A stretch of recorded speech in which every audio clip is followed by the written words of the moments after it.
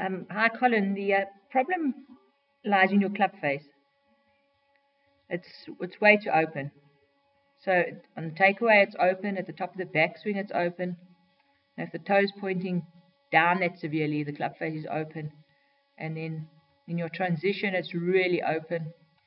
So if you compare those club face positions, and especially this transition position here, you can really see the toe of the club face is in a completely different position. So this is really open, where Luke Donald here on the right hand side is neutral to maybe even a little bit shut. So what you have to do to get the ball going kind of at the target is you really got to flip your hands and close the club face.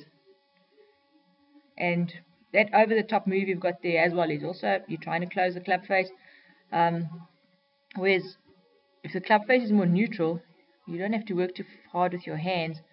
So the club can stay more stable through the shot. So that's where the power comes from and the divot comes from. And you're saying that you're feeling you can't compress the ball and you're flipping, or it's because you're naturally trying to close the club face.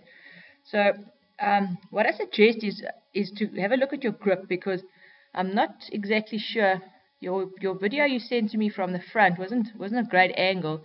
So I've taken a couple of photos, and you just go and compare what you see in the photos to what your grip is. Now basically this grip over here is what you'd like to have the club face a lot more square through the shot. It's a strongish grip. If you can see, the lines between my thumb and my forefingers are pointing off this way, and you can see 2, 3, nearly 4 knuckles there on my left hand.